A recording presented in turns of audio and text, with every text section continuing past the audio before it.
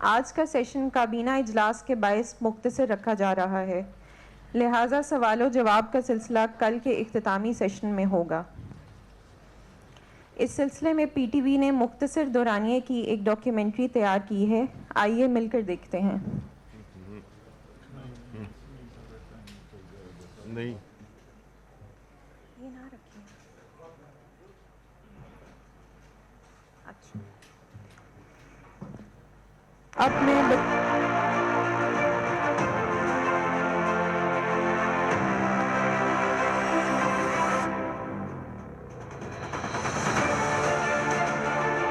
بطور اچھا اس کو پلیز عوام کے فلاح و بند کرتے ہیں۔ بہبود اور ان کے بنیادی حقوق کا تحفظ یقینی بنانا۔ اوکے اب میں بطور میزبان وفاقی وزیر برائے اطلاعات و نشریات سینیٹر شبلی فراز صاحب سے درخواست کروں گی کہ وہ اس دورہ سیشن کا آغاز کریں۔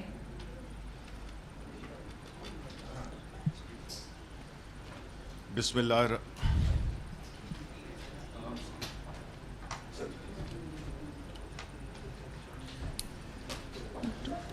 الرحمن الرحیم۔ سب سے پہلے میں آپ کا انتہائی شکر گزار ہوں کہ آپ یہاں پہ تشریف لائے اور ہمیں یہ موقع دیا کہ ہم آپ کی وساطت سے پاکستان کے عوام کے سامنے اپنی 2 سالہ کارکردگی کی رپورٹ پیش کریں، کیونکہ یہ جمہوریت کا ایک بنیادی فرض ہوتا ہے کہ آپ کی حکومت عوام کے سامنے جواب دہ ہوتی ہے۔ اس سے پہلے کہ میں اپنی وزارت کے بارے میں بتاؤں، میں یہ ضروری سمجھتا ہوں کہ یہ ایک موقع ہے جس میں کہ ہم نے اپنے آپ کو اپنے ماضی کے ساتھ جوڑنا ہے کہ یہ ملک، اس کا قیام کیوں کر وجود میں آیا، اور وہ لوگ جنہوں نے اس ملک کی تخلیق میں ایک بنیادی سوچ رکھی، جو کہ علامہ اقبال کے الہ آباد کے خطبے سے پتہ چلتی ہے، اور وہ تھی کہ اس ملک کی بنانے کی ضرورت اس لیے محسوس ہوئی بیکاز علامہ اقبال یہ سمجھتے تھے کہ متحدہ ہندوستان میں، اس وقت کے متحدہ ہندوستان میں مسلمانوں کی کیا، ان کا مستقبل کیا ہو سکتا ہے، ان کا سیاسی مستقبل کیا ہو سکتا ہے، ان کا ثقافتی مستقبل کیا ہو سکتا ہے۔ ان کی 2 نکات جو کہ اس خطبے کا ایک نچوڑ ہیں، وہ تھا کہ اپنی سیاست اور اپنی ثقافت۔ اب جغرافیائی طور پہ تو ہم نے اس ملک کو حاصل کر لیا، لیکن نظریاتی طور پہ ہم ان اصولوں پہ اپنی عمارت کھڑی نہیں کر سکے۔ ہمیں اپنے جو بنیادی رکن تھے ان سے ہمیں جوڑنا ہوگا، اور اس جوڑنے کے لیے ہماری خوش قسمتی یہ ہوئی کہ پاکستان تحریک انصاف، جس کا وجود 1996 میں آیا، لیڈرشپ نے، عمران خان کی لیڈرشپ میں، انہوں نے ایاک نعبد و ایاک نستعین کی بنیاد پہ اپنی جماعت کی بنیاد رکھی، اور اپنے آپ کو اس سفر پہ گامزن کیا جس سے کہ اس ملک کو حاصل کرنے کے لیے جو بنیادی ہدف تھے ان کو حاصل کرنا مقصود تھا۔ انہوں نے آ کر رائٹ اور لیفٹ کی سیاست کو سائٹ پہ کر کے رائٹ اینڈ رانگ کی سیاست کو شروع کیا۔ یہی بیانیہ جو کہ ہم لے کے چل رہے ہیں آج ایک وہ بیانیہ ہے جس میں کہ ہم یہ سمجھتے ہیں کہ جو سیاست کا مقصد ہے وہ فلاحی ریاست قائم کرنا ہے. دوسری طرف وہ سیاست ہے جس میں کہ ذاتی مفادات کا حصول ہے. ہم یہ سمجھتے ہیں کہ پاکستان کا جو مستقبل ہے وہ اسی سے جڑا ہوا ہے کہ ہم اس ملک کے بنیادی مقاصد کو اپنا ہدف بنائیں.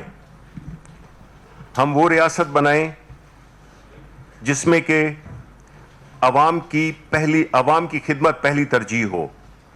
اور اس سلسلے میں جو پرائم منسٹر عمران خان کا ویژن ہے وہ یہ ہے، چونکہ وہ بنیادی طور پہ خود غریب پرور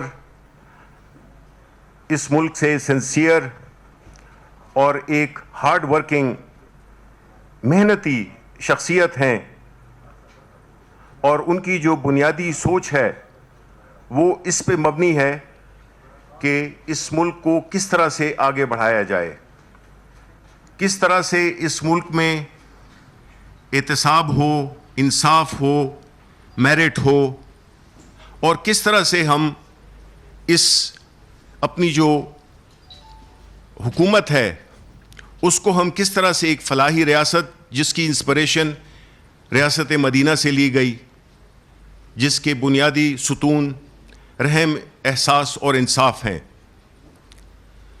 ان اہداف کا حصول ممکن ہوا جب 2018 میں ہماری حکومت آئی، اور ہماری جو بھی پالیسیز تھیں وہ اسی فلسفی کے تحت تھیں، چاہے وہ ہماری دفاعی، معاشی، ثقافتی، جتنی بھی ہماری پالیسیز تھیں وہ بنیادی طور پر اسی سوچ کے گرد گھومتی تھیں.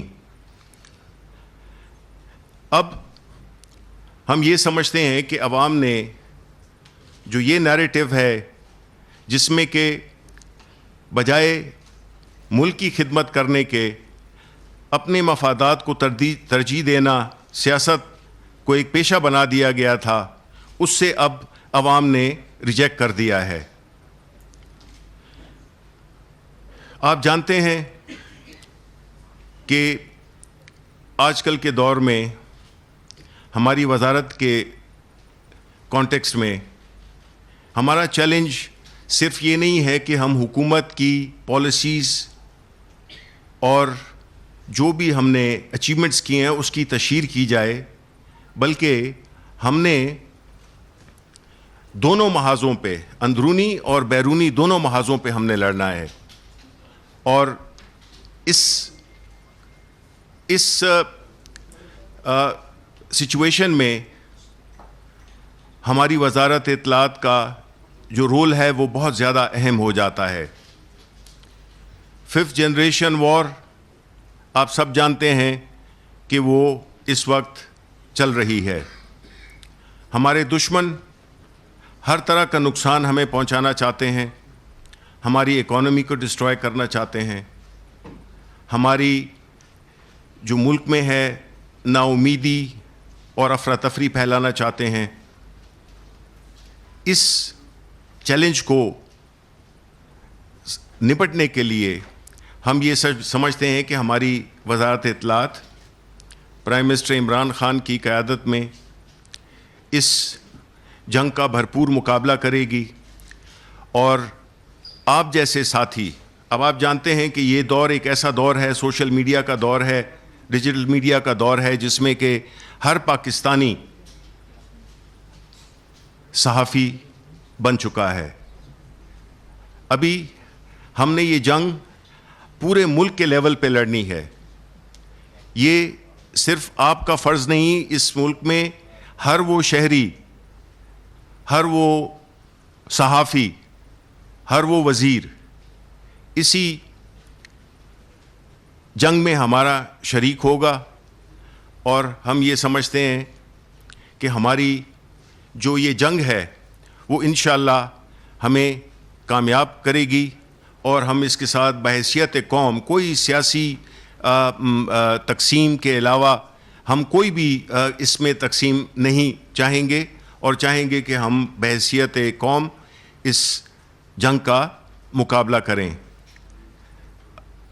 آج آپ کو میرے ساتھی منسٹرز اپنی رسپیکٹیو منسٹریز کے بارے میں بتائیں گے، اور آپ کو بتائیں گے کہ جن چیلنجز کا ہمیں سامنا تھا جب ہمیں حکومت ملی تو وہ کیا چیلنجز تھے، اس سے ہمیں کس طرح ہم نے پہلے اس پہ عبور حاصل کیا، اور اب ہم ایک ایسے سٹیج پہ آ گئے ہیں جس میں کہ جو سخت وقت تھا وہ کافی جدوجہد کے بعد ہم نے اس پہ قابو پایا، اور اب جتنی بھی خاص طور پہ پچھلے ہفتے کی جتنی بھی ڈیولپمنٹس ہیں وہ ساری مثبت ڈیولپمنٹس ہیں جس کا تذکرہ کریں گے ابھی ہمارے ساتھی۔ لیکن میں قوم کو یہ بتانا چاہتا ہوں کہ جس تکلیف کے ساتھ، جس ریزیلینس کے ساتھ انہوں نے ان حالات کا مقابلہ کیا پرائم منسٹر عمران خان کی لیڈرشپ میں، جس سے کہ ہم ایک ایسی سٹیج پہ آ گئے ہیں، ایک ایسی نہج پہ آ گئے ہیں جس سے کہ ہم اب یہ کہہ سکتے ہیں کہ اب ہمارا اچھا وقت شروع ہو چکا ہے۔ تو بہت بہت شکریہ، اور میں اب اپنے ساتھی وزیروں سے ریکویسٹ کروں گا کہ وہ اپنی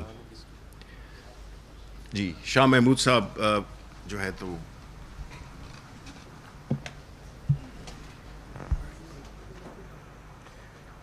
شکریہ شبلی فراز صاحب۔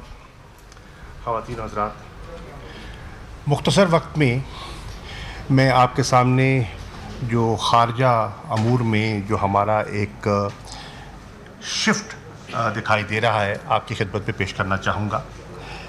ہم جب فارن پالیسی میں اپنی اچیومنٹس کو دیکھنا چاہیں گے تو ہمیں ذہن نشین کرنا ہوگا کہ جو ہمارا دائمی حریف ہے اس کا آبجیکٹو کیا تھا، اس کے مقاصد کیا تھے، اور ہم نے کیا حاصل کرنے کی کوشش کی ہے۔ مختصر وقت میں صرف میں 4 چیزیں آپ کے سامنے رکھنا چاہوں گا، اور یہ عرض کرنا چاہوں گا کہ ہندوستان کی ایک سٹیٹڈ پالیسی رہی ہے کہ پاکستان کو ڈپلومیٹک آئسولیشن کی طرف دھکیلا جائے، تنہائی کی طرف، سفارتی تنہائی کی طرف، اور ہماری کوشش رہی ہے کہ ہم پاکستان کی ایفیکٹو ریپرزنٹیشن کریں، کیونکہ آپ نے دیکھا کہ پچھلے 5 سالوں میں سابقہ حکومت کا بیشتر عرصہ ایسا تھا کہ آپ کے ملک کا وزیر خارجہ ہی نہ تھا، تو بہت سے آپ کے جو نقطہ نظر ہے فورمز پر وہ پیش نہیں کیا جاتا تھا۔ تو ایک dramatic shift can be seen from diplomatic isolation to effective representation, اور اس کی 4 میں چیزیں آپ کے سامنے پیش کرنا چاہوں گا۔ پہلا ہمارا آبجیکٹو تھا کہ ہمارے جو درینہ تعلقات ہیں، ہمارے دوست ہیں، ان رشتوں کو ہم دوبارہ ری وائٹلائز کریں، اور نئی انڈرسٹینڈنگ جو ہیں ہم فوج الائنس جو کہتے ہیں انڈرسٹینڈنگس کو فوج کریں۔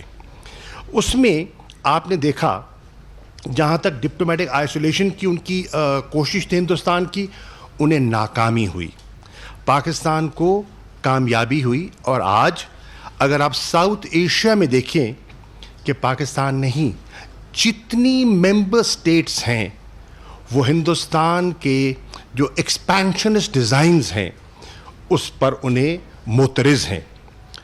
پاکستان تو کہتا ہی رہا، لیکن آج جس شد و مد سے چین ہندوستان کے ایکسپینشنسٹ اور ڈیزائنز کو کوشچن کر رہا ہے، چیلنج کر رہا ہے، اور سٹینڈ آف آپ نے دیکھا لداخ میں، وہ آپ کے سامنے ہے۔ نیپال آج جس طرح جو بالکل ان کے پہلو میں تھا، جس طرح آج ان کو کوشچن کر رہا ہے، ان کی پارلیمنٹ کے ریزولوشن آپ کے سامنے آئے ہیں، آپ کے سامنے ہے۔ بنگلہ دیش جو ہمیشہ ان کے کیمپ میں تصور کیا جا رہا تھا، اور جب سے یہ سٹیزن امینڈمنٹ ایکٹ آیا ہے, NRC آئی ہے, اور جب سے انہوں نے کہا کہ بنگالیوں کو دیمک سے تشبیہ دی ہے, تو آپ نے دیکھا کہ ایک سرد مہری وہاں نمایاں دکھائی دے رہی ہے. تو ساؤتھ ایشیا جس سے وہ ہمیں آئسولیٹ کرنا چاہ رہا تھا, آج ہندوستان کو ایک نئی نظر سے دیکھ رہے ہیں. ہم نے جو ہمارے درینہ تعلقات تھے ان کو ایک نیا رخ دینے کی کوشش کیا. مثال کے طور پہ چین, آپ کا ایک دوست, آزمایا ہوا دوست, آپ کی ان کے ساتھ ایک اسٹریٹجک پارٹنرشپ رہی ہے, عرصہ دراز سے رہی ہے.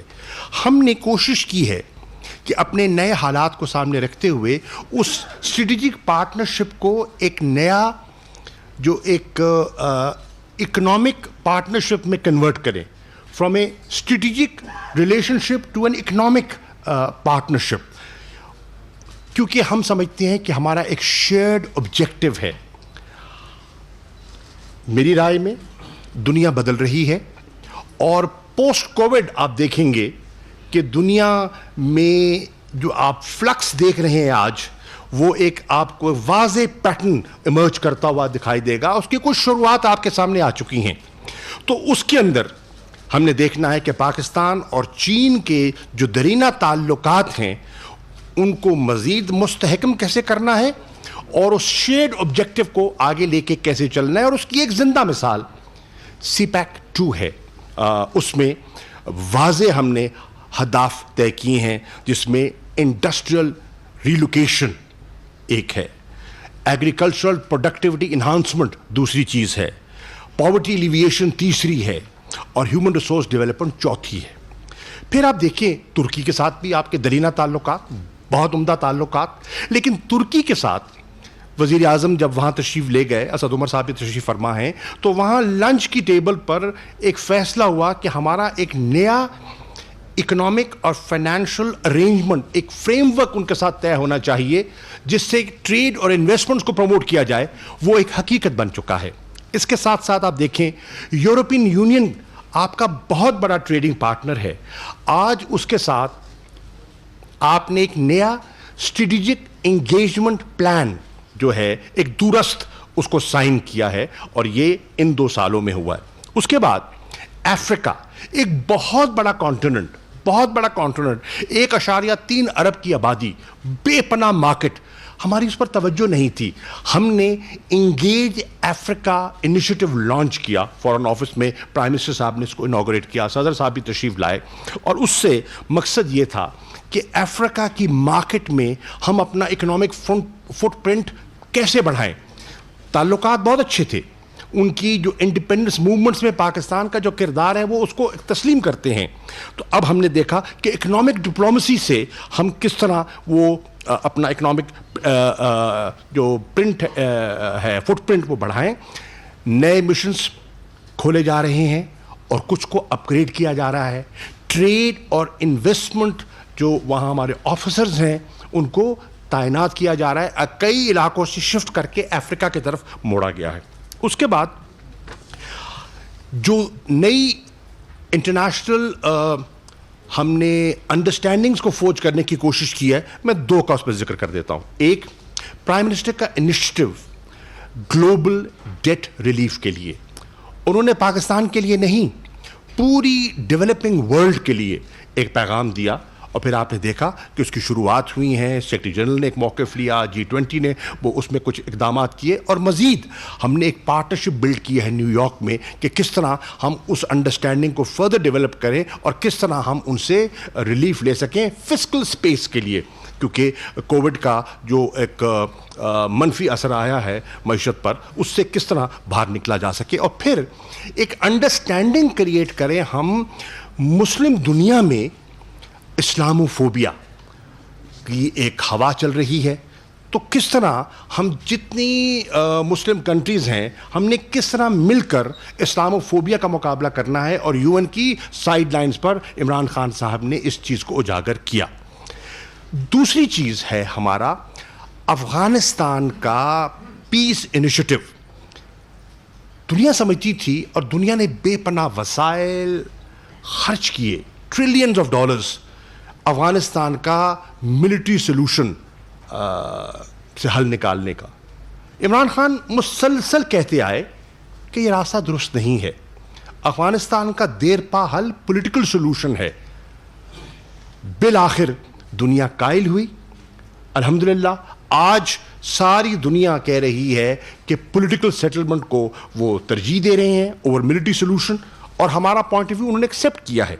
اس کے ساتھ ساتھ آج دنیا ایکسیپٹ کر رہی ہے کہ پاکستان نے جو فیسیلیٹیٹنگ رول پلے کیا ہے, جو آج امریکہ اور طالبان کے اندر جو ایک پیس ایگریمنٹ ہوا ہے, اس کا وہ اعتراف کر رہے ہیں. اور آج سے 3 دن پہلے جب میری 4 روز پہلے سیکرٹری پومپیو سے ٹیلی فون پہ گفتگو ہوئی تو انہوں نے ایکنالج کیا اور کہا کہ پاکستان کا جو وائٹل رول ہے ہم اسے تسلیم کرتے ہیں. اور آج ہم امید کر رہے ہیں کہ انشاءاللہ intra Afghan negotiations which are about to commence, ہم پر امید ہیں کہ وہ ان کا آغاز ہوگا, اور اس سے پیس اور ریکنسیلیشن کو جو فروغ ملے گا اس میں پاکستان کا بہت بڑا کردار ہے. آپ کے جتنی ریجنل قوتیں ہیں, روس ہے, چین ہے, ایران ہے, سینٹرل ایشین ریپبلکس ہیں, یورپین یونین ہے ریجن سے باہر, وہ آج سارے اس انیشیٹو کی تائید کر رہے ہیں. آپ مت بھولیے کہ جب ہم حکومت میں آئے تھے تو چند ماہ پہلے امریکہ کی طرف سے ایک ساؤتھ ایشیا اسٹریٹجی کا اناؤنس کی گئی تھی, جس میں پاکستان کو کہا گیا تھا کہ we are part of the problem.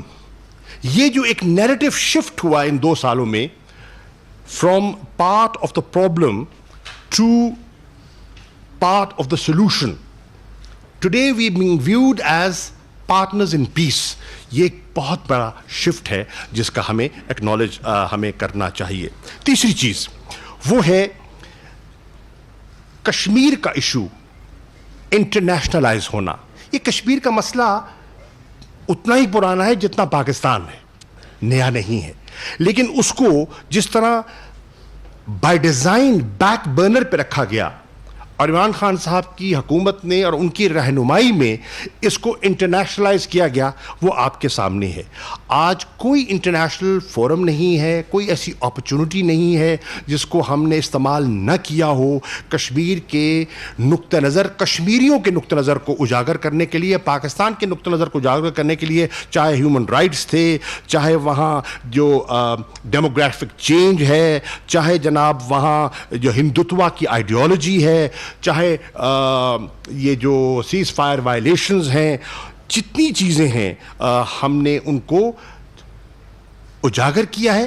اور ہندوستان کا جو نیریٹو تھا, جنہوں نے پاکستان اور ان کی سیلف ڈٹرمنیشن کی جو جد و جہد, انہوں نے اس کو تشبیہ دے دیا تھا دہشت گردی سے. آج نیریٹو چینج ہوا ہے اور آج اس کو حق خود ارادیت کا جد و جہد کہا جا رہا ہے. یہ بہت بڑا شفٹ ہے. اس کے ساتھ ساتھ آپ دیکھیں کہ 1 سال میں 3 مرتبہ سلامتی کونسل میں کشمیر کا مسئلہ زیر بحث آتا ہے, اور ہندوستان نہ چاہنے کے باوجود اس کو ان کو برداشت کرنا پڑتا ہے. آپ دیکھیں کہ 2 رپورٹس 2018 میں 2019 میں ہیومن رائٹس کمشنر جو ہیں وہ اقوام متحدہ کی, وہ 2 رپورٹ شائع کرتی ہیں اور جس میں ہندوستان کو پوری طرح ایکسپوز کیا جاتا ہے. آپ دیکھیں کہ اس عرصہ میں 4 کشمیر کے جو کانٹیکٹ گروپ ہے OIC کا, اس میں 4 نشستیں ہوتی ہیں, اور حالیہ جو ہوا ہے جو کووڈ کے دنوں میں ہوا تھا, ورچوئل کانفرنس ہوئی تھی, اس اسٹیٹمنٹ کا جو جوائنٹ اسٹیٹمنٹ آئی ہے پوری OIC کی طرف سے, اگر آپ اس کا مطالعہ کر لیں تو آپ کو اندازہ ہوگا کہ کس طرح پاکستان کے نقطہ نظر کو ان نے تسلیم کیا. ڈیبیٹس اٹھا کے دیکھ لیں آپ, یورپین یونین میں اٹھا کے دیکھ لیں, US کانگریس کی انگیجمنٹس دیکھ لیں, 85 کانگریسمین کی انگیجمنٹ دیکھ لیں, ہاؤس آف کامنز میں جو آل پارٹیز پارلیمنٹری گروپ ہے ان کشمیر, اس کی آپ کاوش دیکھ لیں, ہیومن رائٹس کاؤنسل کو دیکھ لیں, انٹرنیشنل ہیومن رائٹس آرگنائزیشنز کو دیکھ لیں, تو آپ کو اندازہ ہوگا. اور آخر میں آپ عمران خان صاحب کی جو تقریر انہوں نے اقوام متحدہ میں پچھلے سال کی, اس کا موازنہ کیجئے. تو پچھلے 5 سال میں نواز شریف صاحب کی تقریر تھی, اس میں کشمیر کا ذکر کتنا تھا, اور عمران خان صاحب کا ذکر کتنا تھا. اس سے پچھلے دور میں زرداری صاحب کی تقریر جو اقوام متحدہ کی جنرل اسمبلی میں کی تھی, اس سے موازنہ کیجئے, تو پھر آپ کو اندازہ ہوگا کہ فرق کیا ہے. میں آخری پوائنٹ جو عرض کرنا چاہتا ہوں, اور وہ ہے انسٹیٹیوشنل ریفارمز. ہم نے کچھ انسٹیٹیوشنل ریفارمز کیے ہیں دفتر خارجہ میں, مثال کے طور پہ فارن منسٹرز ایڈوائزری کاؤنسل, اس کی مقصد کیا ہے؟ اس کا مقصد یہ ہے کہ اکیڈیمیا سے، تھنک ٹینک سے ہمیں فریش انپٹ ملے، اور جو سیزنڈ ڈپلومیٹس ہیں جس کے پاس انسٹیٹیوشنل میموری ہے انہیں بھی انگیج کیا جائے۔ Crisis management 24/7 crisis management unit جو ہے نیا فورن آفس میں بنایا گیا، اور اس کی ہماری جو اوورسیز پاکستانیز کی منسٹری ہے اور ہمارا جو NCOC کا ایک کوآرڈینیٹڈ ایفرٹ سے 478 فلائٹس کے ذریعے 2,14,000 پاکستانی جو سٹرینڈڈ تھے ان کو واپس لایا گیا۔ خیال تھا کہ وہاں پتھراؤ ہو جائے گا، شیشے ٹوٹ جائیں گے، ایمبیسیز پہ حملہ ہو جائے گا، الحمدللہ ایسا کچھ نہیں ہوا۔ اس کے ساتھ ساتھ پبلک ڈپلومیسی کا انیشیٹو ہم نے لانچ کیا ہے۔ ابھی آنر کیا گیا ہے ان 86 پاکستانیوں کو جنہوں نے 79 ممالک میں کووڈ-19 میں اپنی سوسائٹیز میں کنٹریبیوٹ کیا اور پاکستان کے امیج کو انہانس کیا۔ اسٹریٹجک کمیونیکیشن ڈویژن ایک نیا فورن آفس میں بنایا گیا ہے تاکہ آپ کے نیریٹو کو پروجیکٹ کیا جائے۔ اس کے ساتھ ساتھ میں عرض کرتا چلوں کہ foreign service academy, state of the art foreign service academy نہ صرف بنائی گئی ہے، اس کا نیا کریکولم ترتیب دیا گیا ہے، اس کو شفٹ کر دیا گیا ہے into the old Chinese embassy, وہ ہمیں گفٹ کی گئی، اور یہ اربوں روپے کی جائیداد ہے جو فورن آفس کی جائیداد میں ایسٹ میں اضافہ ہوا ہے۔ یہاں سے تو اربوں روپے غائب ہوئے، یہاں اربوں روپے کا اضافہ ہوا۔ اور پھر انسٹیٹیوشن جو ہے ریجنل افیئرس کا، اس کو اوور ہال کیا جا رہا ہے اور اس کو نئے پریمیسز میں منتقل کیا گیا ہے۔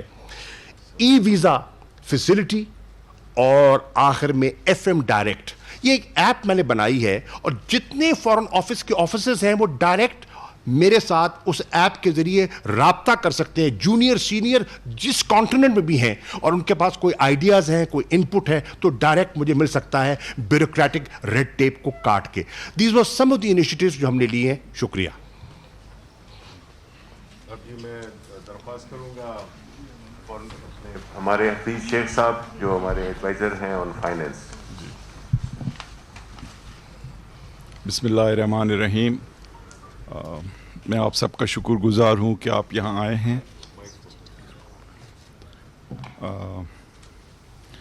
دیکھیں، سب سے پہلے تو جب یہ حکومت آئی تو ایک بحرانی کیفیت تھی، بیرونی اور اندرونی جو خسارے تھے وہ تاریخ کی سب سے بڑی سطح پر تھے، اور پچھلے 5 سال جو گزرے تھے اس میں ایکسپورٹس کی جو گروتھ ریٹ تھی وہ 0 رہی تھی، اور 20 بلین کا کرنٹ اکاؤنٹ ڈیفیسٹ تھا، اور ہمارے جو فارن ایکسچینج کے ریزروز تھے وہ پچھلے 1 سال میں آدھے ہو چکے تھے، اور ہمیں ڈیفالٹ کا خطرہ تھا۔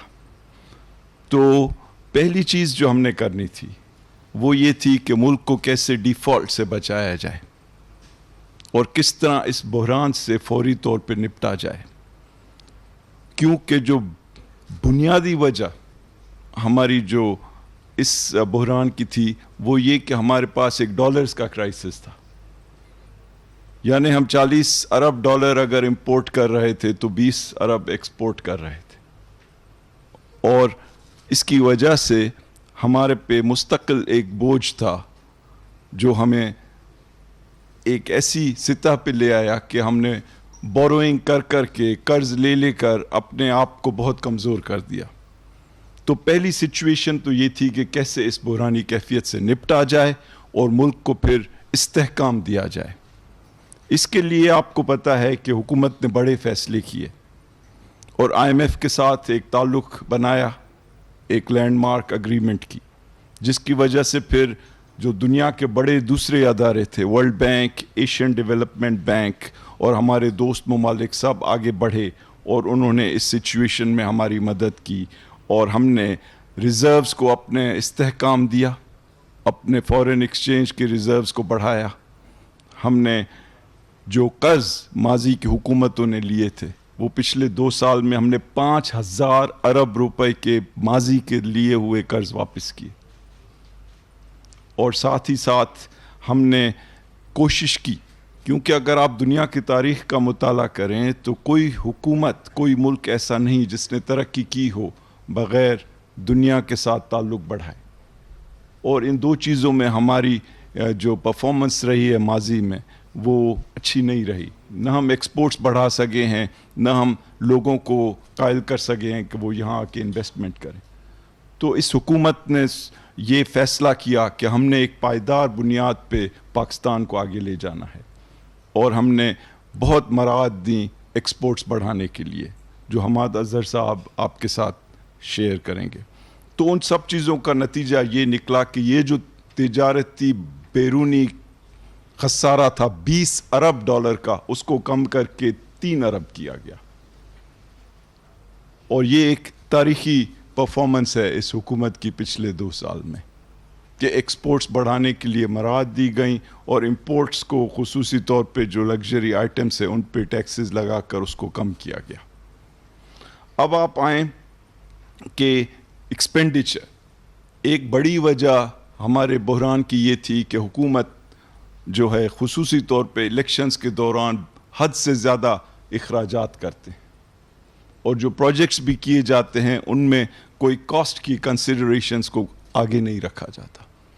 تو ہم نے یہ پچھلے 2 سال جو گزرے ہیں بہت سختی سے اخراجات, حکومتی اخراجات کو کنٹرول کیا ہے.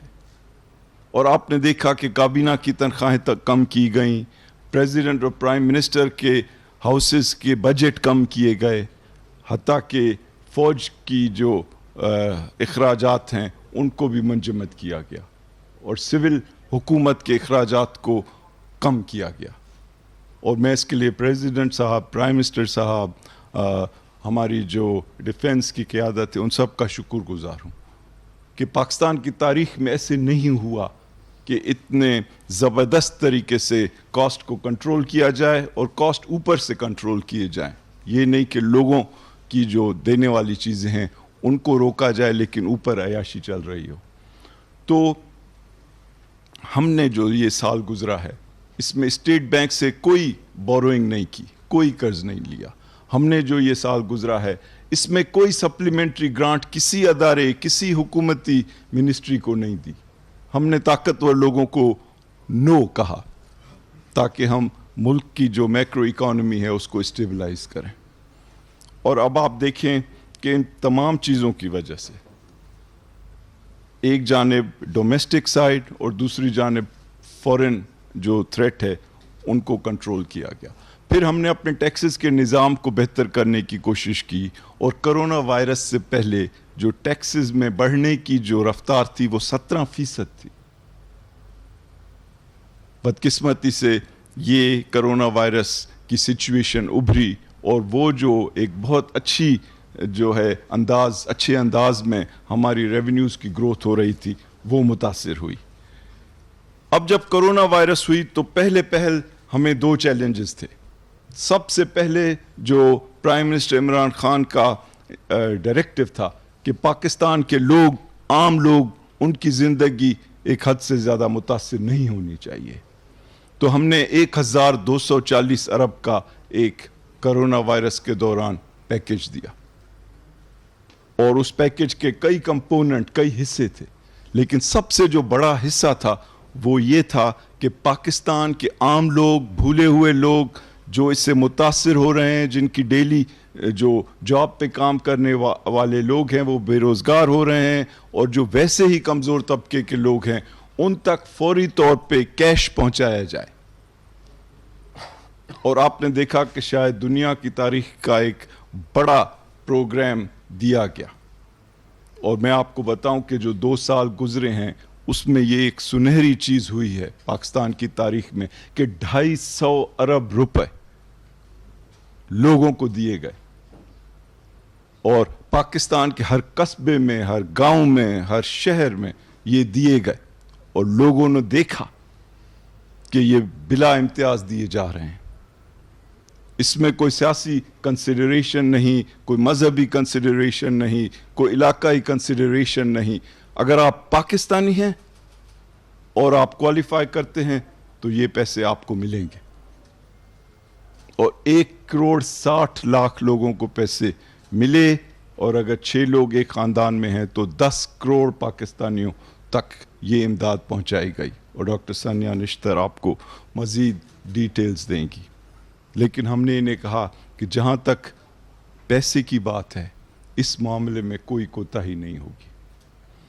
دوسری جانب جو بینیفیشری ہم نے چنے اس کرونا وائرس سے نمٹنے کے لیے وہ پاکستان کے بزنس سیکٹر تھا, کیونکہ ہم نہیں چاہتے تھے کہ ان کو جو لیکوڈیٹی کا پرابلم ہے ان کو بالکل گرا دے, کیونکہ ہم چاہتے تھے کہ جیسے ہی دنیا ریکور کرے اور ہمارے لوگ, ہمارے بزنسز تیار ہوں اس ریکوری سے فائدہ لینے کے لیے. تو ہم نے کئی طرح سے ان کی مدد کی, ان کو بہت سستے لون دیے گئے کہ وہ اپنے لوگوں کو جو ان کے مزدور ہیں ان کو دیں تاکہ ان کو بے روزگاری کی مصیبت نہیں سہنی پڑے. ہم نے ان کے جو قرضے جب ڈیو ہوئے تو وہ 1 سال مؤخر کر دیے. ہم نے اسمال بزنسز, چھوٹے بزنسز کے بارے میں 3 مہینے ان کے بجلی کے بل خود بھرے, اور اس طرح کی تمام چیزیں کی گئیں تاکہ بزنسز جو ہیں وہ اچھے انداز میں آگے بڑھیں. اور اسی طرح سے ایگریکلچر سیکٹر کے لیے بھی ہم نے جو پروکیورمنٹ کے 280 ارب رکھے تھے ان کو استعمال کیا تاکہ عام لوگوں کے ہاتھ میں پیسے آئیں اور وہ موٹر سائیکل خریدیں, ٹریکٹر خریدیں, گھر بنائیں اور دوسری چیزیں خرچ کریں تاکہ اس ملک کی اکانومی میں جان آئے. تو اب ہم یہ دیکھ رہے ہیں کہ دنیا کے جو نیوٹرل لوگ ہیں, جو فیئر مائنڈڈ لوگ ہیں, وہ ان چیزوں کو اپریشیٹ کر رہے ہیں. اور اس میں آپ نے دیکھا کہ جو ریٹنگ ایجنسیز ہیں, موڈیز ہے, فچ ہے, انہوں نے اس چیز کو سراہا ہے. آپ نے دیکھا کہ IMF کے بورڈ نے اس کو سراہا ہے. آپ نے دیکھا کہ دنیا کے جو انویسٹرز ہیں انہوں نے 188% اضافہ کیا ہے فورن انویسٹمنٹ میں پاکستان میں. اور آپ نے دیکھا کہ اسٹاک مارکیٹ نے 47% اضافہ کیا ہے, اور بلومبرگ جو کہ ایک دنیا کا بڑا ادارہ ہے اس نے پاکستان کی اسٹاک مارکیٹ کو دنیا کی بہترین اسٹاک مارکیٹس میں شامل کیا ہے. تو یہ چیزیں جو ہیں ان کا اب اثر آنے لگا ہے.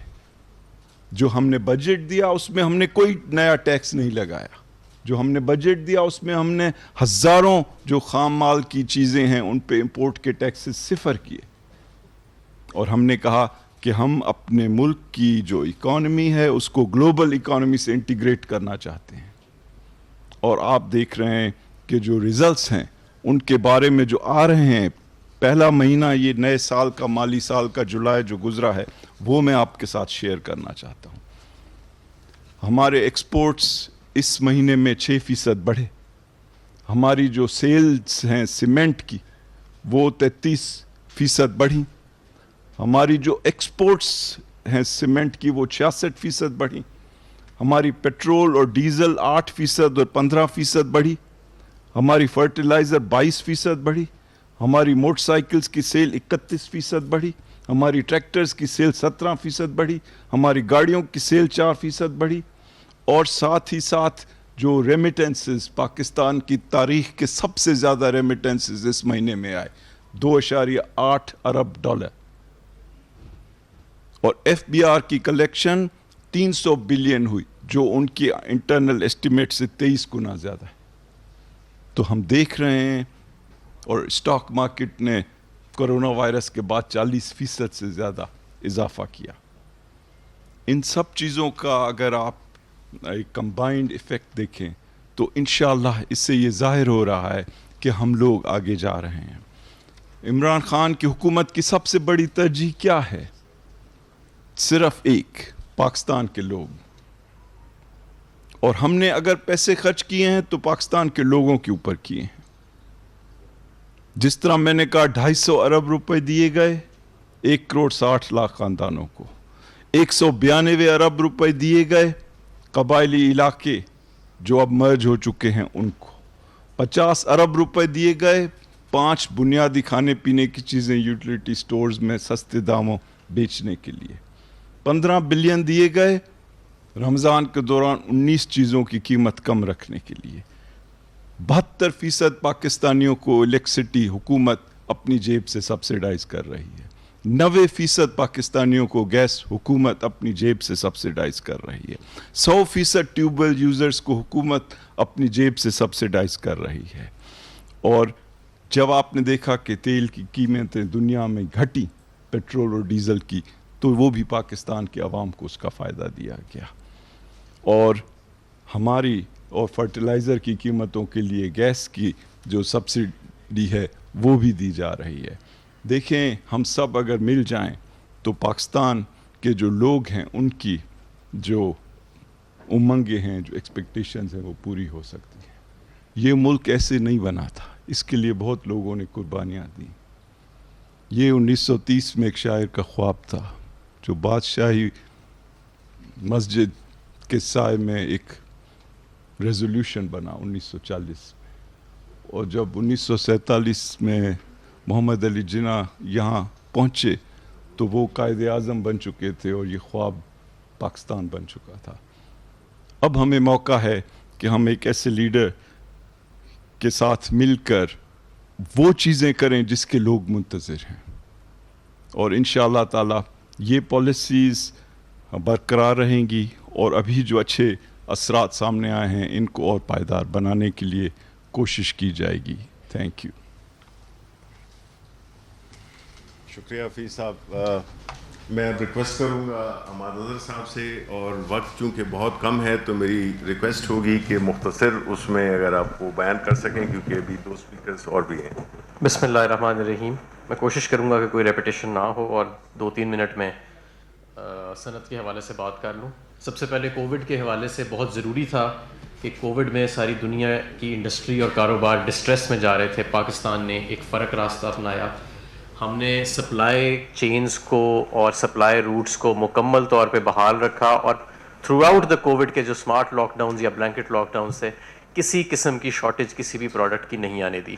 اس کی وجہ یہ تھی کہ بر وقت اسینشیل انڈسٹریز کو کھولا گیا, اور بر وقت ہم نے جو اپنی کنسٹرکشن کے فیزز میں کھولا اور مارکیٹس کو کھولا, اور ہم میڈیکل کی جو سپلائی روٹ ہے اس کو بھی ہم نے کھولا. اور آج الحمدللہ ہمارے ملک میں جب کووڈ کا سلسلہ یہ پورے اپنے عروج پہ تھا تو کسی قسم کی سپلائی چینز کے اندر کسی قسم کی ہمیں ڈسرپشن نہیں نظر آئی. ہم نے اسی دوران کاروباروں کے لیے جو ریلیف دی, ریلیفز کا ذکر آلریڈی کر چکے ہیں کہ اسٹیٹ بینک کی ری اسکیجولنگ, پے رول فائنینسنگ تھی. 30 لاکھ 35 لاکھ چھوٹے کاروبار جو تھے ان کے 3 ماہ کے بجلی کے بل معاف کر کے ان تک بھی ہم نے اپنی جو ریلیف ہے وہ پہنچائی. تو پاکستان کے اکثریت جو کاروبار تھے ان تک یہ ریلیف پہنچی. ٹیکس فری بجٹ دیا گیا. یہ نہ صرف کہ ٹیکس فری بجٹ تھا بلکہ اسٹیٹ بینک آف پاکستان بلکہ جو ٹیکس فری بجٹ کے علاوہ اس میں ہم نے ٹیکسز کی شرح کو کم کیا. 2 سال سے ہم انپٹس کے اوپر جو ٹیکسز ہیں انڈسٹریل انپٹس کے اوپر, ان کے اوپر کسٹمز ڈیوٹیز کو ہم کم کر رہے ہیں, اور ہزاروں پروڈکٹس ایسے ہیں جس پہ ہم کسٹم ڈیوٹی کو 0% پہ لا چکے ہیں. ود ہولڈنگ ٹیکسز کے اندر ہم کمی لے کے آئے کسٹم ڈیوٹیز میں, اور سیلز ٹیکس کی اسپیشل رجیمز کو بھی ختم کر کے اسٹینڈرڈ رجیم کی طرف کیا گئے. ہم کنسٹرکشن سیکٹر کے لیے ہم ایک پیکج لے کے آئے. ایک منفرد پیکج تھا اور آپ نے دیکھا اس کے اثرات سامنے نظر آنا شروع ہو گئے ہیں. کنسٹرکشن پیکج کے اندر کنسٹرکشن سیکٹرز کے اندر اور افیلیٹڈ جو انڈسٹریز ہیں اب ہمیں ایک ایکٹیویٹی کا عروج نظر آ رہا ہے, اور میں یہ سمجھتا ہوں کہ مانسون سیزن ختم ہونے کے بعد اس میں مزید اضافہ ہوئے گا, کیونکہ مانسون کے دوران ویسے کنسٹرکشن کم ہوتی ہے لیکن پھر بھی ہمیں اس میں تیزی نظر آ رہی ہے.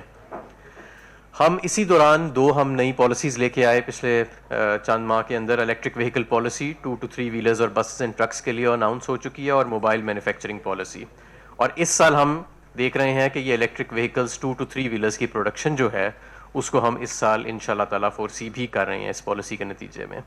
موبائل مینوفیکچرنگ پالیسی کے نتیجے میں جو اسمارٹ فون کی لوکل مینوفیکچرنگ ہے اس کی آلریڈی جو ایک ٹیک آف ہو چکا ہے, اور ہم ملٹیپلائی کر رہے ہیں, اور انشاءاللہ تعالیٰ ہماری ایکسپورٹ شروع ہونے والی ہے لوکلی میڈ اسمارٹ فونز کی. اور یہ آپ کو یاد ہوئے گا کہ پہلے سال میں ہم نے ایک ڈربز کا سکسیسفل تجربہ کیا تھا جس سے پورے پاکستان میں جو 70% ہمارے جو ہم فون استعمال کرتے ہیں وہ اسمگلڈ ہوتے تھے, وہ ہم نے ایلیمینیٹ کر دیا ایک ٹیکنالوجیکل سلوشن کے ذریعے. اس کے بعد میں آگے آؤں گا اسٹیٹ اونڈ انٹرپرائزز کے اوپر. 5 ادارے جو ہیں جو منسٹری آف انڈسٹریز کے اندر آتے ہیں ان کو ٹرانسفر کر دیا گیا ہے, دوسرے اداروں کے اندر مرج کر دیا گیا ہے. یہ کیا گیا ہے کاسٹ سیونگز کے لیے اور بیٹر مینجمنٹ کے لیے. اور اس میں Pakistan machine tool factory, Anar Petrotex limited, department of explosives, institute of engineering and fertilizer اور institute of engineering and technology شامل ہے. اور باقی اداروں کو بھی انہی لائنز کے اوپر ہم جو انسٹیٹیوشنل ریفارمز کی وزیر اعظم کی کمیٹی ہے ان کے ریکمنڈیشنز کے مطابق کر رہے ہیں. کئی ایسے سیکٹرز تھے جن کو سرد خانے میں چھوڑ دیا گیا تھا کئی سالوں کے لیے. اس میں سے پاکستان اسٹیل بھی ایک ایسا ادارہ ہے کہ 35 ارب کے پچھلے 5 سال میں دے دیے گئے تنخواہیں دے دی گئیں, 80 ارب کے بیل آؤٹس دے دیے گئے, منافع سے نقصان میں چلی گئی پچھلے 10-12 سال میں, اور 236 ارب کے قرضوں پہ کھڑی ہے. تو اس کے اوپر جو بڑے فیصلے کرنے والے تھے ان کو حکومت نے, آپ نے دیکھا کہ ہیڈ آن لیا ہے, اور ہم اب پرائیویٹائزیشن کمیشن کے ساتھ کام کر رہے ہیں کہ تیزی سے اس کو اب ہم ایک جوائنٹ سٹیک ہولڈر کو ہم اس کے اندر لے کے آئیں. ایک طرف حکومت ہوئے گی اور ساتھ ہمارا ایک جوائنٹ سٹیک ہولڈر جو ہے وہ انشاءاللہ پرائیویٹ سیکٹر کا ہوئے گا, اور جو بھی اس کے ایڈمنسٹریٹو مسائل ہیں, انٹرنل مسائل ہیں, اس سے پہلے اس کو ہم حل کر رہے ہیں. فرٹیلائزر سیکٹر کے اندر بھی ہمیں بہت زیادہ تیزی نظر آ رہی ہے. فرٹیلائزر سیکٹر کا اتنی تیزی ہے کہ ہمیں 2 چھوٹے پلانٹس جو ہیں ہم نے اس سال آپریشنلائز کیے ہیں فرٹیلائزر کی اپنے کسانوں کے لیے جو مانگ ہے اس کو پوری کرنے کے لیے, اور قیمتوں کے اندر ایک مناسب اسٹیبلٹی رکھنے کے لیے. اس سال جو فرٹیلائزر کے 2 پلانٹ ہم نے آپریشنلائز کیے ہیں ان کا جو ویریبل کنٹریبیوشن مارجن ہے وہ 294 روپے بیگ سے کم کر کے اس سال ہم 186 روپے بیگ پہ لے کے آئے ہیں. یعنی کہ یہ 30 سے 35% کی کمی, اور اس سے اربوں روپے کا حکومت پاکستان کو فائدہ ہوا ہے. پاکستان میں پہلی مرتبہ شوگر کارٹل کے اگینسٹ وزیر اعظم نے نوٹس لیا, اور ان کارٹلز کے اگینسٹ ہم نے نہ صرف نوٹس لیا, ایک شوگر انکوائری کی رپورٹ بنی, مرتب ہوئی, اور ایک شوگر انکوائری کمیشن سامنے بیٹھا اور اس نے ایک رپورٹ دی, اور اب ہم شوگر ریفارم کمیٹی جو ہے وہ وزیر اعظم جو ہیں اس کا ایک کانسٹیٹیوٹ کر چکے ہیں, جو تیزی سے اپنا کام جو ہے وہ جاری کری, اور ہم انشاءاللہ تعالی 1 ماہ کے اندر اندر اپنی سفارشات سامنے لے کے آئیں گے. آخر میں ابھی موجودہ صورتحال کیا ہے صنعت کی, کچھ اس کا بتایا حفیظ شیخ صاحب نے بھی. سیمنٹ کی سیلز جو ہیں وہ جولائی 2019 میں جولائی 2020 کے مقابلے میں 41% زیادہ ہیں. اس میں ایکسپورٹس کا بھی عمل ہے, دخل ہے, اور لوکل سیلز بھی. فرٹیلائزر کی سیلز یوریا کی جولائی 2020 میں پچھلے سال کے مقابلے میں 22% زیادہ ہیں. ڈی اے پی کی سیلز 29% زیادہ ہیں. آٹو موبائل انڈسٹری جولائی 2020 میں 27% زیادہ آٹو موبائل کی سیلز ہیں کمپیئر ٹو جولائی 2019.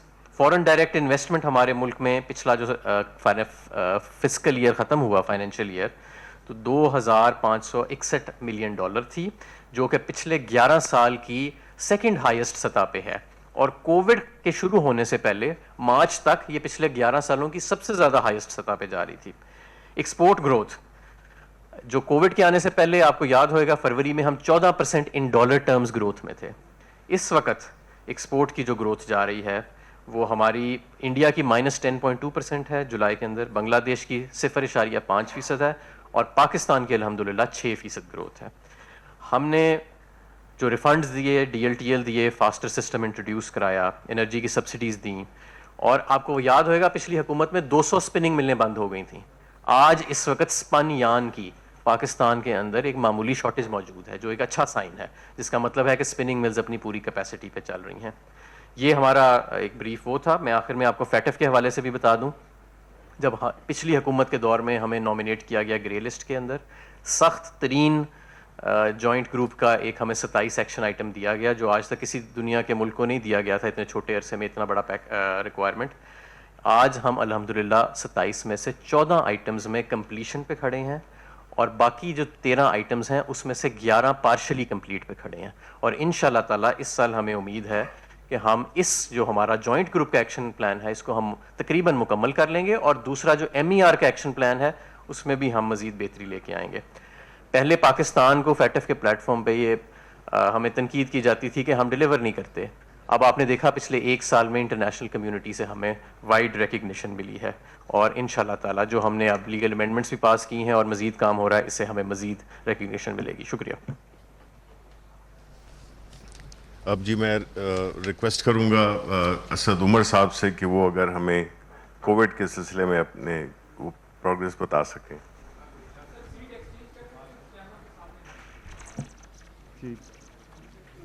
بسم اللہ الرحمن الرحیم. جی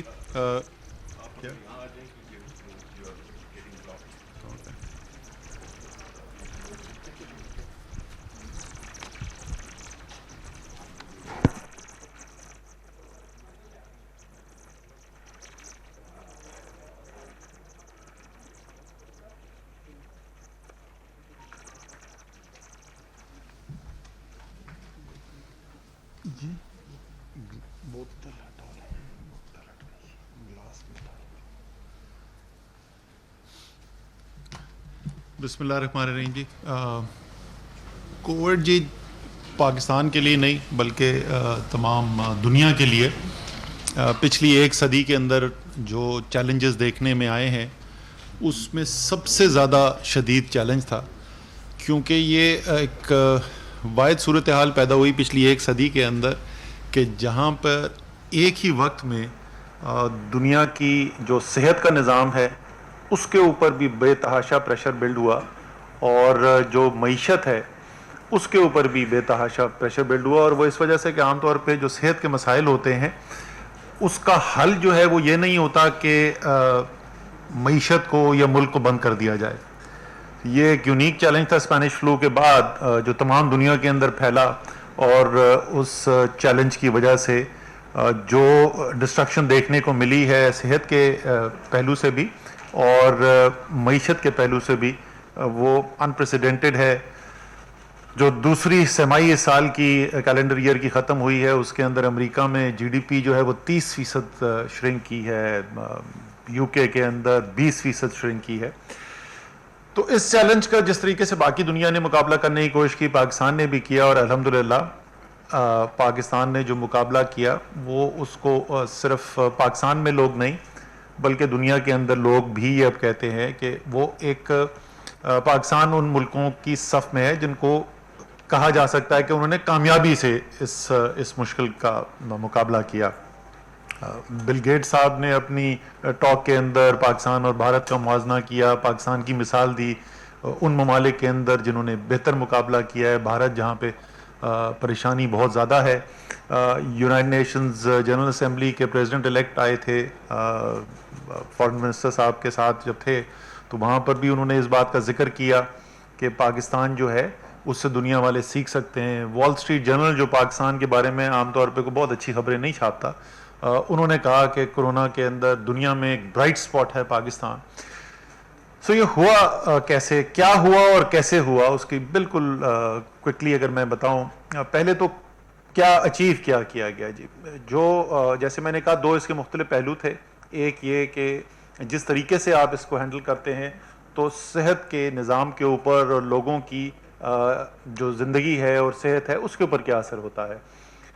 ہم اب کئی ماہ گزر چکے ہیں اس وبا سے ڈیل کرتے ہوئے. اس وقت کی صورتحال اگر میں آپ کو بتاؤں تو پچھلے 2 ہفتے کے اندر ہی صرف اگر ہم نظر ڈال کے دیکھیں تو ہمارے خطے میں ارد گرد کیا ہو رہا ہے, کیونکہ کئی باتیں کی جاتی ہیں. کوئی کہتا ہے موسم کی وجہ سے, کوئی کہتا ہے اس علاقے کے لوگ جو رہنے والے ہیں ان کے اندر کوئی خاص مدافعت ہے, کوئی کہتے ہیں کہ وہ بی سی جی کے انجیکشن جنہوں نے لگتے ہیں.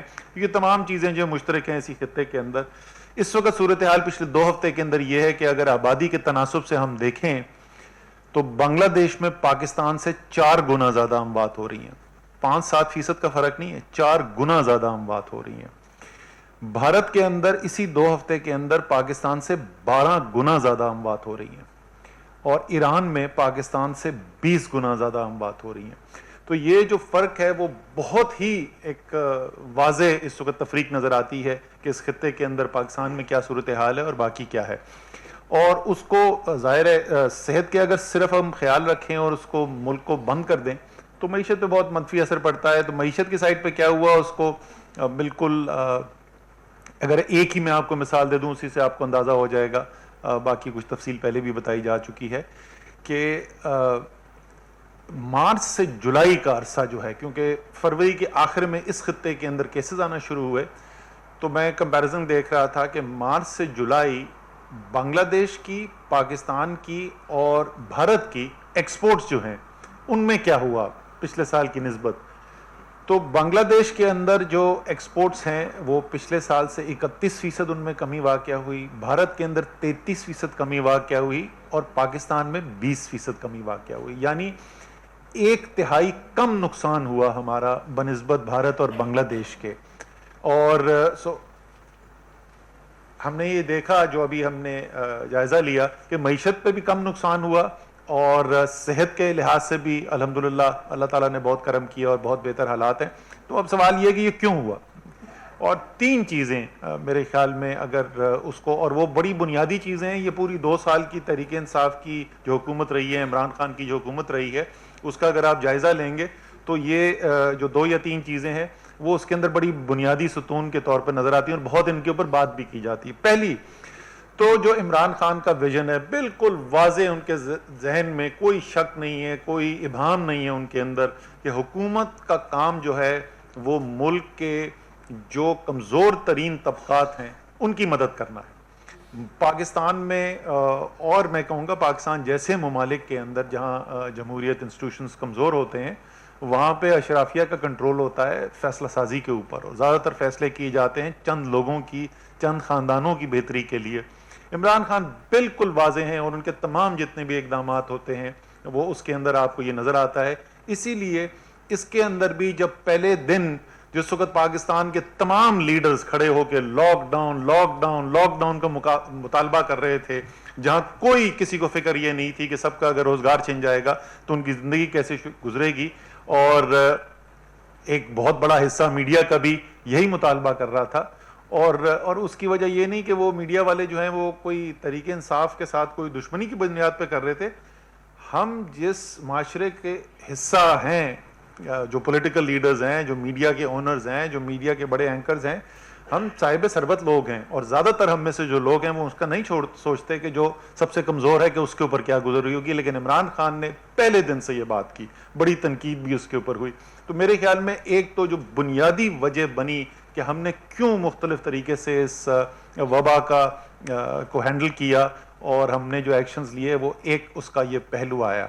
اور اس سے جو حماد اظہر صاحب نے جیسے ذکر کیا، ہم نے جلدی فیصلے کیے، بر وقت فیصلے کیے، لوگوں کو روزگار مہیا کرنے کے جلد مواقع فراہم کیے. اور دوسرا جیسے ڈاکٹر حفیظ شیخ کہہ رہے تھے، اور ابھی آپ کو ثانیہ نشتر اس کی تفصیل بتائیں گی، کہ ایسا ایک ان لوگوں کی جو سب سے کمزور طبقے سے تعلق رکھتے تھے ان کی مدد کرنے کے لیے ایک ایسا پروگرام جو پاکستان میں جس کی کوئی نظیر ہی نہیں ملتی، بہت بڑے سکیل کے اوپر وہ پروگرام کیا گیا. ڈاکٹر ثانیہ نشتر نے ایک بہت ہی زبردست کام کیا، جتنا ان کو خراج عقیدت پیش کی جائے وہ کم ہے. ڈاکٹر حفیظ شیخ نے فائنانس منسٹر ہوتے ہوئے میں آپ کو اس بات کی گواہی دے سکتا ہوں کہ کبھی ایک دفعہ بھی انہوں نے یہ نہیں بات کی کہ کس طریقے سے جو بجٹ ہے، یہ جو فائنینسنگ ہے، وہ آڑے میں آئے جو مدد کرنی ہے اس کی. اور اس کے باوجود میں ان کو مبارکباد بھی دینا چاہتا ہوں کہ وہ جس کو بولتے ہیں یہ اوپن دا چیک بکس، اس کے باوجود جو ہے وہ فسکل ڈیفیسٹ جو ہے وہ بھی کنٹرول کرنے میں کامیاب ہوا. جو IMF کا ایسٹیمیٹ تھا اسے بہت کم ہمارا فسکل ڈیفیسٹ ختم ہوا. دوسری بات جو ہے، اور یہ بہت بڑی تنقید ہوتی ہے تحریک انصاف کی گورنمنٹ کے اوپر، یہ ایک لفظ انہوں نے شروع کر دیا ہے، انکمپیٹنٹ. اب یہ میرے ساتھ بیٹھے ہوئے شاہ محمود قریشی صاحب کیمبرج یونیورسٹی، حماد اظہر صاحب سویس لنکنز ان، ڈاکٹر حفیظ شیخ ہارورڈ، ثانیہ نشتر کا مجھے نہیں پتا کہ کہاں سے انہوں نے تعلیم حاصل کی، مجھ سے بہت زیادہ پڑھی لکھی ہیں. یہ ٹیم. اور دوسرا الزام کیا ہے کہ عمران خان جو ہے وہ لوگوں کو ساتھ لے کر نہیں چل سکتے.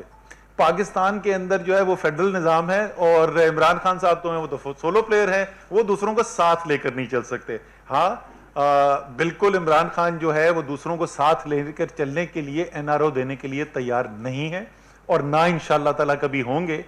لیکن جو ملک کی قوم کی ضرورت ہے اس کے اقدامات کے اندر وہ جس طریقے سے پروونشل گورنمنٹس کو، جس طریقے سے ریاست کے تمام اداروں کو ساتھ لے کر چلے اس کووڈ کے کرائسس کے اندر، اس کی بھی پاکستان کی تاریخ میں کوئی نظیر نہیں ملتی.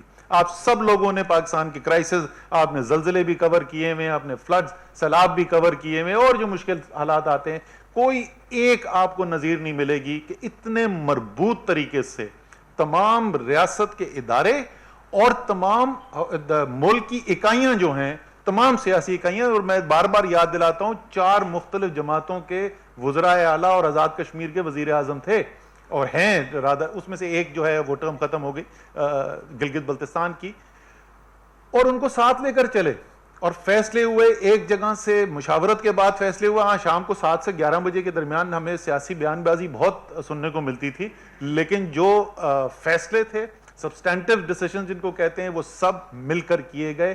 تو عمران خان صاحب کی حکومت نے یہ ثابت کیا کہ ملک کے فائدے میں جو کام ہے اس میں وہ سب کو ساتھ لے کر چلنے کے لیے تیار بھی ہیں، اور چل سکتے بھی ہیں اور کامیابی سے چل سکتے ہیں.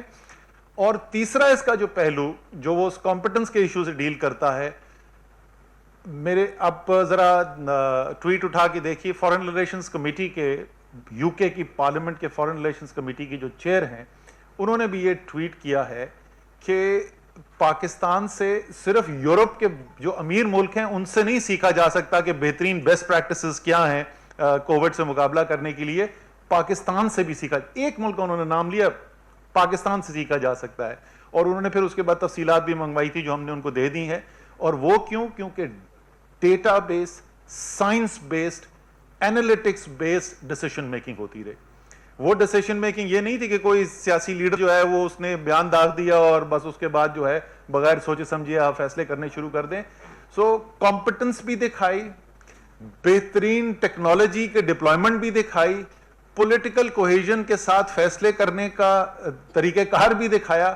ہر اور بنیادی طور پہ کیا, وہ تمام چیزیں جن کی ضرورت ہے پاکستان کو آگے لے کر چلنے کے لیے, ان سب کے ایلیمنٹس جو ہیں وہ آپ کو عمران خان کی لیڈرشپ کے اندر, تحریک انصاف کی گورنمنٹ کے اندر, اس کے اندر نظر آتے ہیں. آخر میں صرف یہی کہوں گا کہ عمران خان 22 سال کی جد و جہد کے بعد, جس کی کوئی پاکستان میں, دوبارہ میں وہی الفاظ یوز کروں گا, جس کی کوئی نظیر نہیں ملتی پاکستان کے اندر, گراس روٹ سے سٹرگل کر کے وزیر اعظم بنے ہیں. انہوں نے سب سے بڑا, جیسے ڈاکٹر حفیظ شیخ صاحب نے کہا کہ پاکستان کا سب سے بڑا ایکسٹرنل کرائسس کا سامنا کیا جس وقت وہ آئے. اس کے بعد بھارت کا چیلنج قبول کیا جو بالا کوٹ کے بعد صورتحال پیدا ہوئی. اس کے بعد ایک ڈگنیٹی, کریج اور گریس کی کمبینیشن کے ساتھ اس کرائسس کو فیس کیا, کووڈ کو کرائسس کو فیس کیا. تو میری جو تمام اپوزیشن کے ہمارے دوست ہیں ان کے لیے بری خبر یہ ہے کہ کپتان جو ہے نا وہ کریز پہ سیٹل ہو گئے ہیں اب, اور اب لمبی اور پروڈکٹیو اننگز کھیلنے کے لیے تیار ہیں. انشاءاللہ تعالی پاکستان کو ادھر سے آگے بہت اور بہتری کے دن نظر آئیں گے انشاءاللہ. جی لاسٹ میں ثانیہ نشتر بات کریں گے. بسم اللہ الرحمن الرحیم. سماجی تحفظ اور تخفیف غربت کا جو ڈویژن ہے اس کو ذمہ داری دی گئی ہے احساس پروگرام پر عمل درآمد.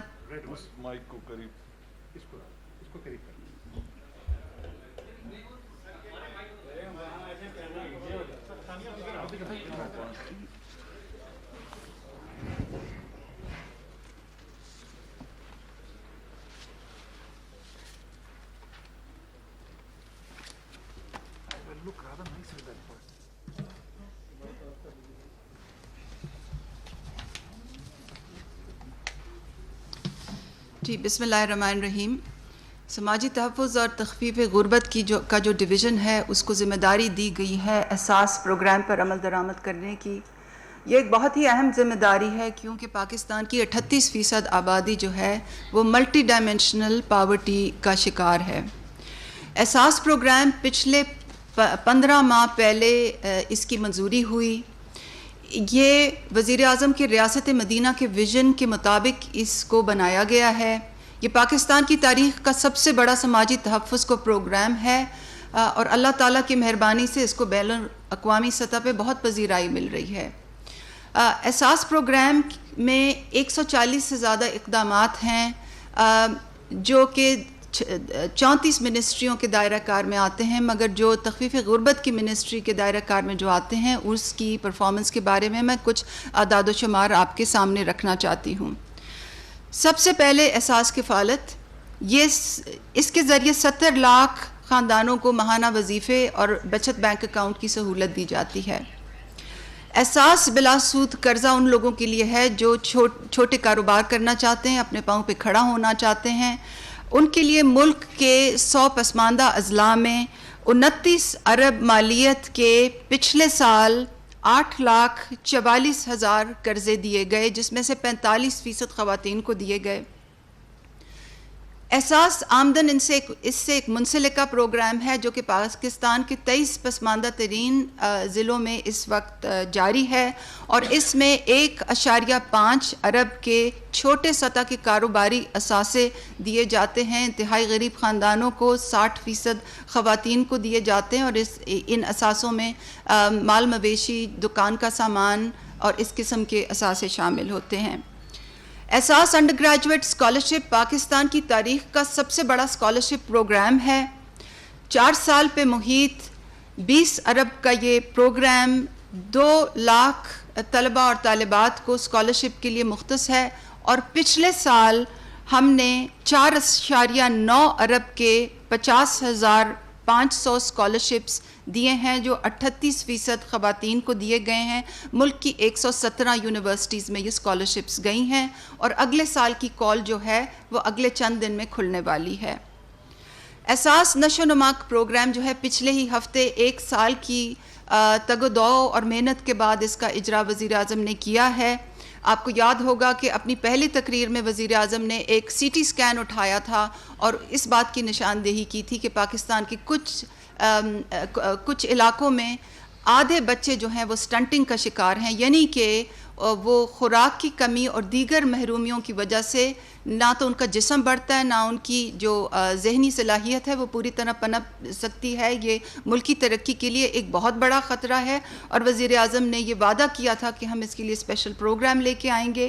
تو پہلے مرحلے میں 1 سال کی محنت کے بعد 9 اضلاع میں 33 سینٹر اسی ماہ پوری طرح سے فعال ہو جائیں گے، اور پہلے مرحلے میں 2,21,000 ماں اور بچے اور خاندان اس سے مستفید ہوں گے۔ اس کا دائرہ کار انشاءاللہ بہت جلدی بڑھایا جائے گا۔ احساس لنگر کا جو پروگرام ہے یہ مزدور بھائیوں کے لیے ہے۔ پبلک پرائیویٹ پارٹنرشپ کے تحت گورنمنٹ کو 0 خرچے کے ساتھ ملک بھر میں لنگر بنائے جا رہے ہیں۔ ابھی تک 12 لنگروں کا قیام ہو گیا ہے، اور انشاءاللہ اس کام کو اگلے سال بہت تیزی سے آگے بڑھایا جائے گا۔ پناہ گاہ کا جو پروگرام ہے یہ وزیر اعظم کی دل کے بہت قریب ہے۔ یہ ان لوگوں کے لیے ہے جو کھلے آسمان تلے مزدور بھائی سڑکوں پہ، فٹ پاتھوں پہ سوتے ہیں۔ پچھلے 70 سال سے پہلی دفعہ پاکستان کی تاریخ میں ان کی 100 سے زیادہ پناہ گاہیں بنائی گئی ہیں، اور وزیر اعظم کی خاص ہدایت پر ہی ان پناہ گاہوں کے سٹینڈرڈز کو بہتر کرنے کے لیے کام اب تیزی سے جاری ہے۔ پچھلے سال پاکستان کی تاریخ میں پہلی دفعہ یتیم خانوں کے سٹینڈرڈز بہتر بنانے کے لیے کمیٹی کی تشکیل دی گئی۔ وہ کمیٹی 1 سال میں 14 دفعہ ملی ہے، اور انشاءاللہ یتیم خانوں کے سٹینڈرڈز اور اس سے متعلقہ مانیٹرنگ اینڈ ایویلیویشن کا نظام بہت جلد ہی معرض وجود میں آ جائے گا۔ ملک کی تاریخ میں پہلی دفعہ مزدور کے احساس کے تحت بھی پہلی دفعہ کمیٹی بنی۔ اس نے بھی 1 سال میں 13 دفعہ میٹنگز کی، اور ان کی سفارشات پر کام بہت تیزی سے جاری ہے۔ احساس کے تحت 2 پروگراموں کا ابھی باقاعدہ اجرا نہیں ہوا، مگر ان پہ کام بہت تیزی سے پچھلے 1 سال پہ چلا جا رہا ہے۔ ایک احساس بچوں کے وظیفے کا پروگرام ہے، جس کو پورے سال ہم نے ڈیجیٹائزیشن پہ بہت محنت سے کام کیا ہے۔ انشاءاللہ پاکستان کے تمام اضلاع میں یہ بچوں کے وظیفے کا یہ پروگرام اگلے 15 دن میں اس کا باقاعدہ اجرا ہو جائے گا۔ اس کے علاوہ احساس تحفظ کا پروگرام پاکستان کا پہلا شاک اورینٹڈ سیفٹی نیٹ ہے۔ یہ ان لوگوں کے لیے ہے جن کے پاس انصاف کارڈ نہیں ہے، اور جن کے اوپر اچانک کوئی بڑا طبی خرچہ آ جائے، جو انگریزی میں جسے کیٹاسٹرافک ایکسپینڈیچر کہتے ہیں۔ یہ تمام پروگرام جن کو بین الاقوامی پذیرائی حاصل ہے، اور جو کہ بیوہ، یتیم، معذور، مزدور، بے گھر، بے روزگار، ضرورت مند طالب علم، ضرورت مند ماؤں، ضرورت مند بچوں اور ضرورت مند بیماروں کے لیے ہے، ان کے لیے ہنگامی طور پہ انتظامی ڈھانچے بنائے گئے ہیں۔ 27 مارچ پچھلے سال احساس پروگرام کا اجرا ہوا، اس کے 1 ہفتے بعد منسٹری بنی۔ ملک کی تاریخ کا سب سے بڑا بجٹ اس کے لیے مختص کیا گیا۔ لاہ عمل کے طریقے کنسلٹنٹس کو بڑی بڑی تنخواہیں دینے کے بغیر بنائے گئے۔ مشاورتی کمیٹیاں بنائی گئیں اور سب سے اہم وہ احتساب اور گورننس کی اصلاحات کیے گئے، جس کی ایک جھلک، صرف ایک جھلک آپ نے ان 8,20,165 لوگوں کی شکل میں دیکھی ہے جو کہ حکومت پاکستان سے ناجائز طور پر سماجی تحفظ کے وظیفے لیتے تھے۔ اس کے علاوہ پچھلے ایک سال میں ہم نے بہت سے ڈیجیٹل انٹرفیسز پہ بھی بہت تیزی سے کام کیا ہے۔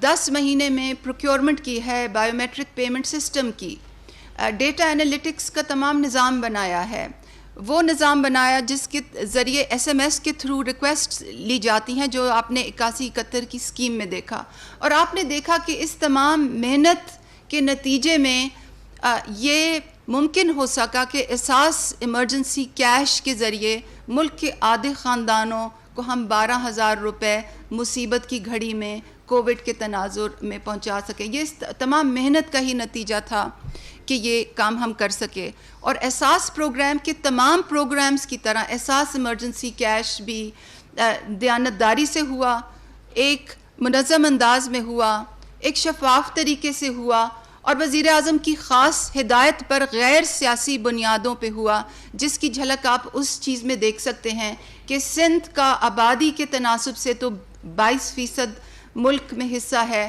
مگر ان کو احساس ایمرجنسی کیش میں 31% حصہ دیا گیا۔ احساس کا سفر ابھی جاری ہے، ابھی صرف 15 ماہ ہوئے ہیں۔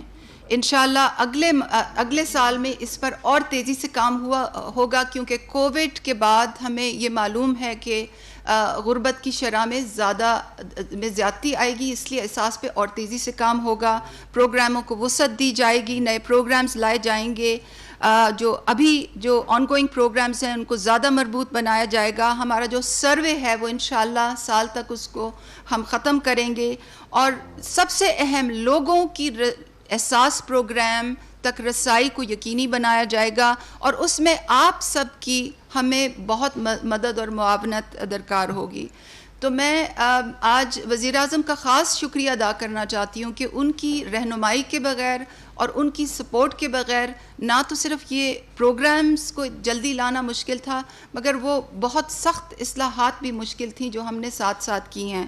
اور میں اپنے سب کابینہ کے سینئر ساتھیوں کا بھی شکریہ ادا کرنا چاہتی ہوں، کیونکہ احساس میں تمام حکومت کی نیک نیتی شامل تھی۔ آپ کا توجہ کا بہت شکریہ۔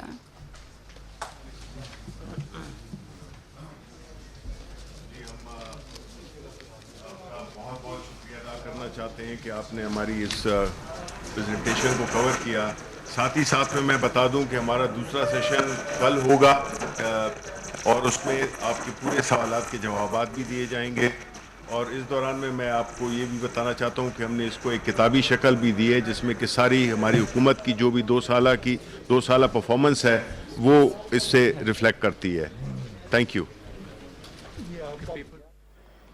پاکستان تحریک انصاف کی حکومت کے 2 سال مکمل ہونے پر وفاقی وزراء کی مشترکہ news conference press information department میں تقریب کا انعقاد کیا گیا۔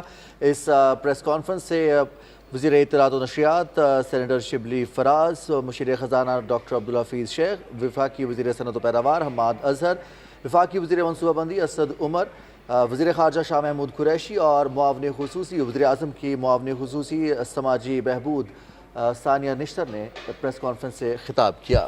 وزیر خارجہ شاہ محمود قریشی نے پریس کانفرنس کے دوران کہا کہ دائمی دشمن بھارت کی کوشش رہی کہ پاکستان کو سفارتی محاذ پر تنہا کیا جائے۔ انہوں نے کہا کہ گزشتہ حکومت نے وزیر خارجہ مقرر نہیں کیا۔ مشیر خزانہ ڈاکٹر عبدالحفیظ شیخ کی جانب سے کہا گیا کہ حکومت نے معیشت کو پائیدار بنیادوں پر مستحکم کرنے کے لیے مؤثر اقدامات اٹھائے ہیں۔